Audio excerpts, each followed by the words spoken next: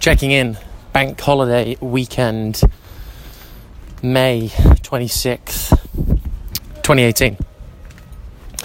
Just want to check in with you because I had a really interesting meeting with a new mentor for the first time yesterday. He invited me to the very plush Ivy Club in Soho. That was the first time I've been there. It was pretty nice, pretty fancy. Nice place to hang out, obviously. But, you know, I think it's always important to see these places within context. You don't need to, when you're 20, be doing all that fancy stuff. This guy's, mid-40s, got a family, been there, done it to a certain extent.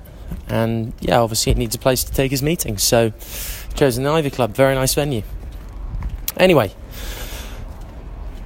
to expand on what we talked about and hopefully deliver you a little bit of value, there were a few things that came up that were recurring features that I'd seen from other mentors, and I think this is so important.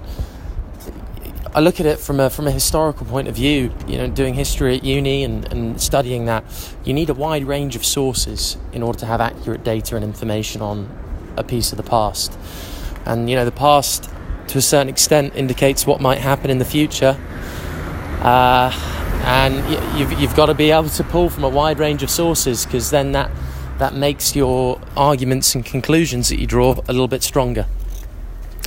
And one thing that my mentor brought up yesterday that was clear was planning is crucial. Just being able to map out plans and check in with yourself every so often and just readjust, make sure you're on course and you're tracking for both your week-to-week goals, but then your long-term vision.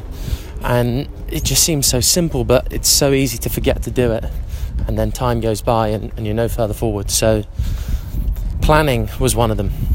And the other thing he talked about was the building up of a network, starting early on it. And this has been repeated and repeated and repeated. And I really try and do my best to build my network as best I can in an authentic way as well, because I think you can build a very weak network by just being totally inauthentic and just very clearly wanting to just build a network for the sake of building a network and not pumping anything back into the system and the relationships that you're actually trying to build. So that was two things that he brought up. But I also wanted to bring up something that I hadn't heard before, which was a new model there's a car. This is just crazy. I've never actually seen that before. Might be quite interesting to you if you're listening. I'm walking down Cheshire Street in Brick Lane. There's a car with a completely burst tyre driving down the road and literally grating up the side of the road because the metal on the wheel hub is just digging into the side of the pavement. Carnage on a Saturday morning. So he brought up a model that I just wanted to talk you through because I hadn't heard it before and it's new to me. It's simple, but I also think that some of the most simple things are the most effective when you actually apply them and have thought about them a little bit and then start applying them. So the model was test, protect, invest. Those three stages: test, protect, invest. What he basically meant by that was, with any new business idea, with any new venture you're doing, number one, test it.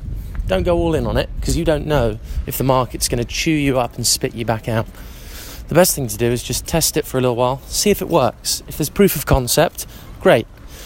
Then you go into the protection stage.